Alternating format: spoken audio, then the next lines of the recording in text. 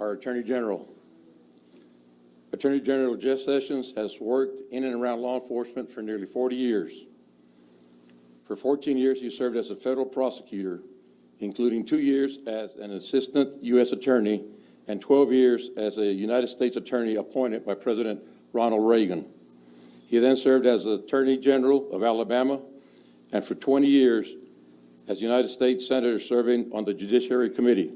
Today, he serves as the 84th Attorney General of the United States. Please help me welcome Attorney General Jeff Sessions.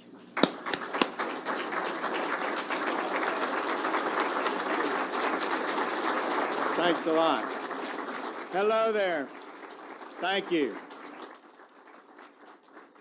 It's fabulous to be with you, and thank you, Sheriff Martinez, and for your work. And as chairman of the coalition, 40 years in law enforcement. And thank you, Clint McDonald of Terrell County, Texas, and Larry Guerra of El Paso, and my friends Harold Evenson and Jonathan Thompson. Jonathan, I saw you just ran into you out there. Jonathan and the Sheriff's Association have been so helpful to us in everything we've done since we started in this Department of Justice. And I want to personally say how much I appreciate this association's support for me personally in the agenda that we've worked on. It's been a special relationship, and I appreciate it very much.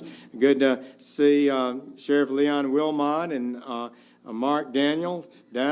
Where'd Mark go? He showed me around on his neighborhood a little over a year ago now, I guess. And I'm not sure we thought this day would arrive and then I'd actually be able to respond to some of your specific concerns that you gave me on that day. They all made sense and were certainly realistic there. So, Mark, you've been one of the strongest advocates for lawfulness on the southern border. You've sounded the alarm, this association has. You've made clear to the country that what has been happening is not acceptable. We've got to do better, and we can do better, and we are going to do better. The president is absolutely determined. You saw his last week, his actions about zero tolerance. He expects us to not just play around with this problem, but to fix it, and that's certainly my goal. So it's super to be with all of you today. I had the opportunity to visit the U.S. Attorney's Office in Albuquerque earlier today, and so we'll be visiting the U.S. Attorney's Office here in Las Cruces later on. John Anderson, did I get John in here? Where's John? He needs to be recognized, but I guess I don't see him. But he's here. He's a new U.S. Attorney in Albuquerque. He had a number of years in that office. And we had maybe 60 or 80 of his staff that I spoke with. He called the name of every one of them. So he's returning to his home. He understands these issues. He's committed to them, and in fact, doing better here than probably any sector of the border in handling the challenges that we face. Steve Cook, where's Steve? Right here. If you know Steve, well, you a police officer or a deputy? Both? All right. So I couldn't get it straight. So Steve started out that way, became a United States attorney, assistant United States attorney, which he did in Easton, Tennessee for many years. Was elected chairman of the Assistant United States Attorneys Association. And we found, to my dismay, that the office of liaison for state and local law enforcement hadn't been filled in the Department of Justice in some time. And so I think he's been a super hire. He's certainly been fabulous to me. He knows law enforcement. He cares about it. He's been just a rock-solid ally in our effort. And I know many of you have gotten to know Steve, and I hope you'll continue that relationship. So I want to thank, on behalf of President Trump, who stands firm for law enforcement, to thank each of you for your service and to tell you we have your back. We support you and the efforts you and your team make every day to make our community safer, to stand up for law and order and discipline and public safety. We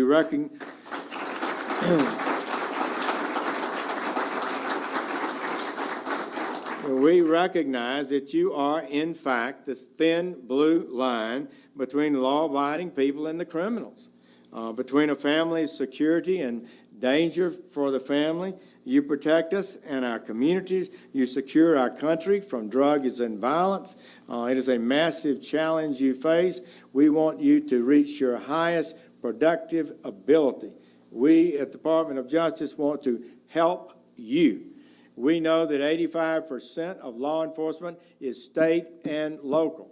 President Obama sent us 3 executive orders. 1, back the women and men in blue. That's the first one we got. Second one was to reduce crime in America. That's a little thing like that. It's been going up. We want to reduce crime in America, make our communities safer, and he particularly asked us to assist and go after and dismantle the international, transnational criminal organizations that are out there. And you here in this area on the border are confronted with that to a degree. Most are not. We solicit your help. Sometimes the federal abilities to go transnational, grow across our state lines can help you make those big cases that go from the street level to a monumentally important case. So we want to be your partner in that. I think it's particularly important because what the border does in fact impact the whole country. 2,000-mile border leaves our country vulnerable to transnational criminal organizations. These are drug cartels, street gangs like MS-13. I don't know how much you have here, but you have some.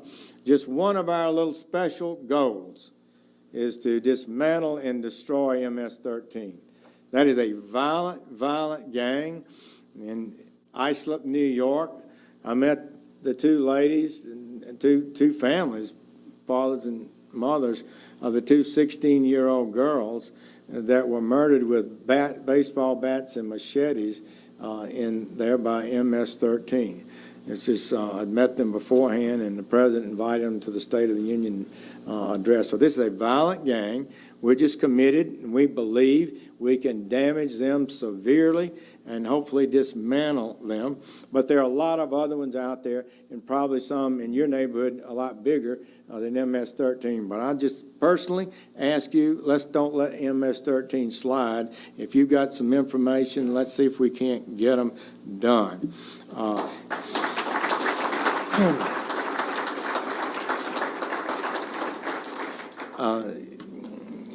Most of the heroin, cocaine, methamphetamine, fentanyl in this country is coming across the border. We know that. It's odd how it's all happened. Used to fly it in. We used to have shrimp boats coming into Mobile, Alabama, and Biola Battery, and shrimp guys would make a bunch of money till they all started going to jail and they quit. And then the planes, we'd have planes, and that kind of going on. So now it's been coming across the border almost exclusively, shipped all over the country. So you are also on the front lines of that, and we know that we can do better about it. We want to be better in dealing with it. And the drugs that we are seeing, based on their purity particularly, are the most deadly we've ever seen. This country has never seen the kind of deaths that we're seeing. In 2015, we had 52,000 overdose deaths. In 2016, it jumped to 64,000 overdose deaths. 17, the preliminary numbers look like it's 66,000 overdose deaths. Those death numbers need to go down. We do not need to continue to allow this unprecedented death toll impact our country. I know probably some of you are carrying Narcan with your officers. The public safety, I believe, here in New Mexico is all carrying that. That's happening all over the country. We even need it for our own officers who find themselves in contact with pure fentanyl. It's a deadly, deadly substance, and we've got to do better about it. So wearing the badge takes courage. but officers on the border are facing, no doubt about it, the most significant challenges still. You have limited resources, you have manpower needs, bed space needs, equipment needs, and you face a particularly violent threat every day. We have a crisis here. We know it, the president knows it, and we're determined to do something about it. That's a goal that I commit to you.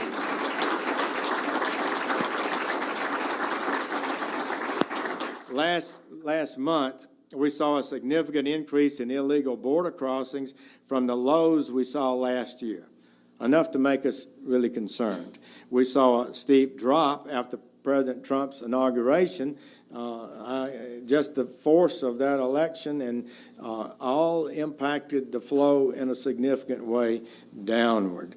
But the record flows but we're seeing increasing flows and worry that we might see more this summer. So we're going to step up our efforts to achieve zero tolerance and zero releases and 100% prosecution wherever possible. It's not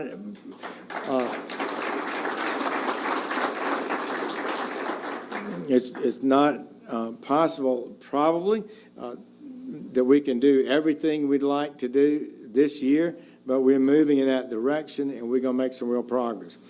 Some of it, we believe the increase in illegal crossings could be due to the Trump economy. Things are going well and economically, and people may be coming for that reason.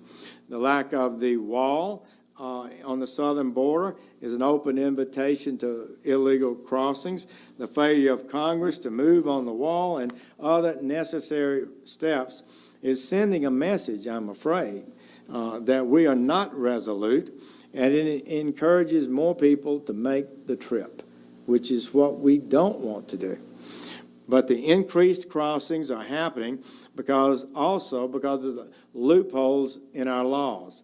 They're being exploited by illegal aliens and open border radicals every day. For example, the last administration received large numbers of illegal aliens who illegally crossed the border. They released them, and they claimed, though, they couldn't be sent home because of fear. Unsurprisingly, the exploitation and the abuse of the credible fear loophole has been a big problem for us. If any of you talk to our Border Patrol officers and ICE officers and HSI people and the U.S. attorneys who are dealing with this, you know that that's true. After the release from custody, particularly for the unaccompanied minors, a large number of the aliens simply just disappear. They abscond, never showing up for their hearings in court. The vast majority who do show up or have shown up have had their asylum claims denied because they weren't good asylum claims to begin with. And their claims are not justified. Often they're just totally bogus claims.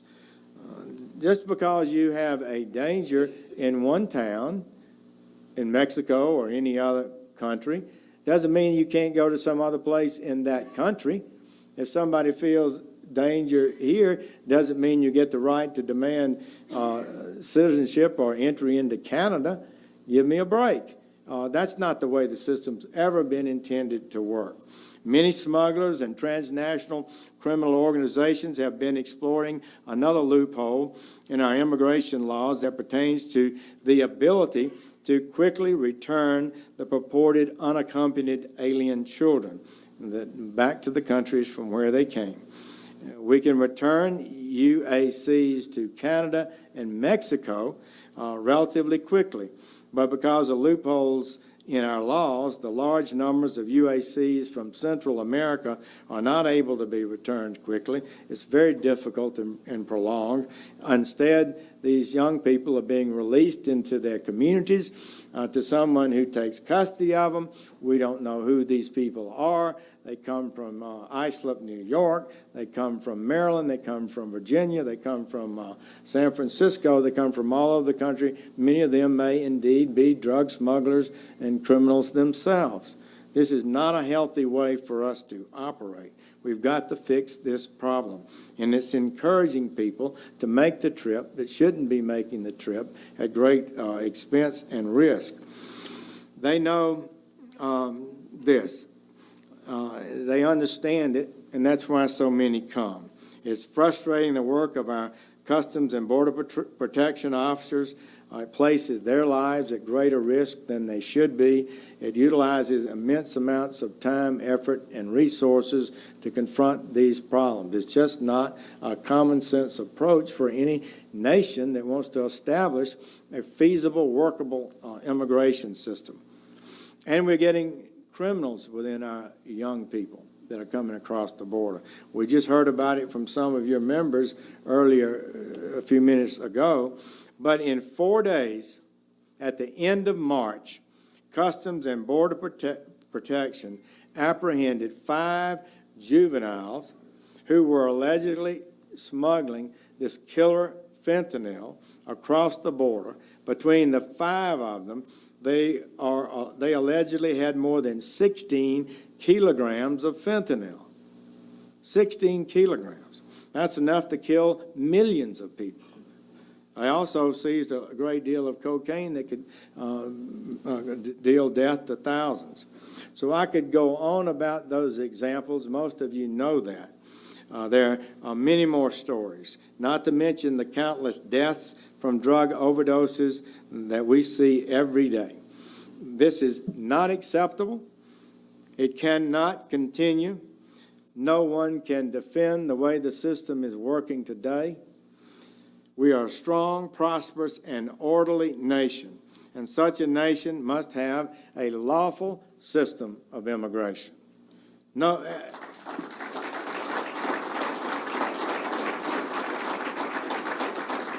Every nation has borders, but let no one contend that we reject immigration, that we want to wall off America, they say, and separate us from the whole globe. That's a totally bogus argument. We admit 1.1 people, this country, 1.1 million people every year to lawful permanent residence in America. People apply from all over the globe. They're accepted. People with family connections under current law are have an advantage.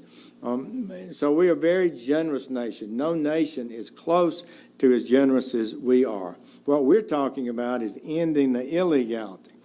And it's only reasonable that a good and decent people, as the Americans are, to want to end the legality, to create a rational immigration flow, and protect the nation from criminals. What's wrong with that? What can be wrong with that? The American people have urged, pleaded, demanded this of Congress and their presidential leaders for years, 30, 40 years. And they make promises after promises. I've been there. I was in the debates. And these promises get made, but when the dust settles, nothing gets fixed. It's time to fix some of these problems. One time.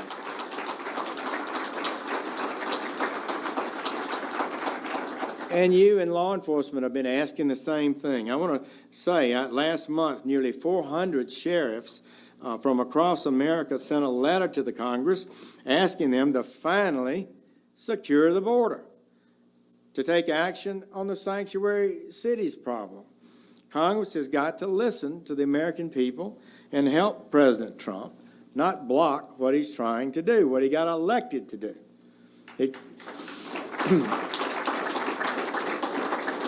And it cannot be, as it seems to be today, that someone who illegally crosses the border here on a Monday, ends up in San Francisco on Wednesday, can never be deported. That's what they're saying. We're a sanctuary city. Even if they were hauling dope to San Francisco and they got arrested, they can't be deported. Now, how illogical and insane, really, is that? This is the kind of thought process that's causing much of the problem, and we've got to challenge it, go at it head on, and I think the American people are going to choose common sense and law enforcement, myself. And it cannot be that a great nation rewards those who enter the country and reward them with legal status, Social Security, welfare, food stamps, and work permits. That doesn't make sense either. The first thing you do is stop rewarding financially people who come across the border illegally. The United States of America, let me say this, is not an idea. It's a nation state. We have a constitution, we have laws, we have borders. Our Constitution, like Canada's and Mexico's, does not apply outside our nation states. So we don't have anything to apologize in terms of the history of a good law enforcement system here. Most Americans understand it, and they agree with us. Under President Trump, we have seen wages increase at the fastest pace in many years, maybe 2 decades, which I think is good.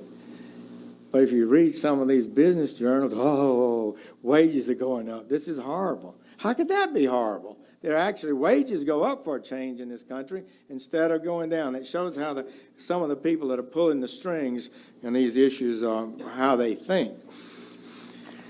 And the open borders crowd are using that argument right now. And certain sectors of the business community are whining about having to pay a little higher wage to some hard-working American for a change. But absolutely, we cannot allow and create a system that floods the labor market with foreign workers who are willing to work for less, pulling down the wages of Americans who need a better chance to advance themselves. This is a fact of life. You bring in labor flow higher than can be absorbed, you do impact negatively the wages of Americans. And so it hurts particularly recent immigrants who are trying to get their feet on the ground, as well as our minorities. They are clearly suffering the most from these policies. And they have dreams too. They want to do well too. With President Trump, we have a new era of support for law enforcement like we haven't seen in many years. You might even say we've got a new sheriff in town. I would think so. Under his strong leadership, we are working to take criminals off the streets by restoring the rule of law and really protecting and fixing our immigration system. First of all, the President has ordered the Department of Defense to work with the Department of Homeland Security to secure our border. We're going to have as many as 4,000 National Guardsmen come. They can help. Certain things they are not able to do and will not be doing, but there are many ways that they could be supportive and helpful to us. Second, the Department of Justice is taking actions to bring down this huge backlog of cases we have in our immigration courts. And it's a challenge. This includes the surge that we've seen for a number of years that has been reduced, but we are bringing as many as 100 immigration judges to the border areas so that we can process these cases more effectively. And we're actively working with our partners at Homeland Security to ensure that we can deploy judges electronically and by video teleconference. It can help us handle a lot more cases a lot more efficiently. Now, I've made it clear to our immigration judges. These judges, the immigration judges, are part of the Department of Justice. They're part of our system to ensure that people who come into the country, lawfully or unlawfully, can get a fair hearing on any claims that they have a right to make. But they're not Title III federal judges. They're part, like a Social Security administrative law judge. They're out to try to make the Social Security system work right or try to make the immigration system work right. So we're asking them to do more. And we're trying to use their resources and their capabilities as efficiently as possible. We need them to complete cases, not complete them or put cases on hold. We're now directing them to complete at least 700 cases a year. That's about the past average that judges have been completing, some that are far below that. We'd like them all, if they're going to be evaluated. They're not unaccountable in their work, and most of them are doing that anyway. But we're going to ask them to do more. It's not a radical goal. It's a policy of ours to have consistency and efficiency and productivity in our immigration system. Third, we've appointed a border security coordinator in each United States Attorney's Office, each of whom carry a number of responsibilities to ensure the restoration of law in the immigration system. Here in New Mexico, that's Terry Abernathy. I bet a lot of you know her. She's a fabulous prosecutor. She knows her work. I just met with her, and she's determined to be as effective as she can. We have them in every office, all of our 94 United States Attorney's offices around the country, because people who get past the border or otherwise enter illegally come up in New York to Washington State too, and we're going to deal with those cases more effectively. Cities, states, and counties that knowingly, willfully, and purposefully release criminal aliens back into their communities are sacrificing the lives and safety of American citizens, law enforcement officers, in pursuit of an extreme open borders policy. That's the only way you can describe the idea that a city or a county refuses to even allow our ICE officers to pick up criminal aliens. They're protecting even those who came into their city to bring drugs, fentanyl, heroin, cocaine, or commit other crimes. They are blocking us from the ability to identify them and remove them from their communities. So it cannot continue. If you're not willing to deport somebody who comes into your jurisdiction, your city, or your county, then who are you willing to deport? Nobody, right? And that's not a national policy that we can sustain. It's a radical policy. We need to call it for what it is. So we're not asking you, our local law enforcement, to enforce immigration laws for the federal government. Our ICE officers do an incredible job at our Border Patrol every day. But we welcome your voluntary cooperation.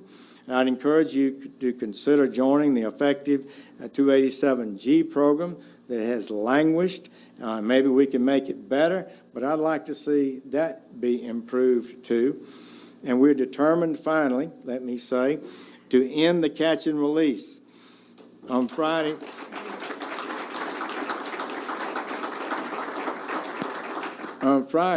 President Trump ordered me to report to him on what we have done in this regard, what we can do in the future to fix the broken program.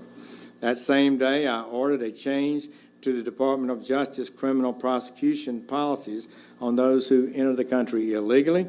I've ordered each United States Attorney's offices along the southwest border to have a zero-tolerance policy toward illegal entry. Our goal is to prosecute every case that is brought to us. There must be consequences for illegal actions. Our team in New Mexico, and I mean this sincerely, has already demonstrated its effectiveness over the last 2 years, with illegal entry prosecutions increasing sevenfold in just 1 year, and we'll have even bigger increases in 2018. They are meeting the goals that we need rest of the border to meet. We're making this our national policy, and it's to send a clear message. If you break into our country, we will prosecute you. It's just that simple. Our goal ultimately is not arrest, see how many we can arrest, but our goal is to deter people from attempting to come illegally. That's what we have to be seeking to do. That's what we can do. Ultimately, ending illegal immigration will require action from Congress, and if Congress wanted to, they could virtually help us end this problem right away. if you want to know the truth. It's time for Congress to take some action on these matters. A great nation cannot allow this lawless disgrace to continue. Sheriffs in this room know what's happening. You know the nation deserves better. Thank you. So I want to close by reiterating my deep appreciation and profound thanks to all of our sheriffs. It's meant a lot to our country. It's meant a lot to law enforcement. I believe that your deputies, our police officers, are feeling better about themselves. There are a lot of indications that morale nationwide is up. That makes me really feel good. Too often they felt disrespected in their work, and it's got to be, when you're placing your life on the line every day, that's got to be particularly discouraging. So I feel real good about that progress. It should make us more productive. Since even before our nation's founding, the independently elected sheriff has been seen as the people's protector, keeping law enforcement close to, accountable to, amenable to the people of this country. The work you do, that you have dedicated your lives to, is essential for public safety in America. I believe it. The Department of Justice believes it. President Trump believes it. And you can be certain about this. We have your back. You have our thanks. Thank you all, and God bless you. And thank you for your friendship.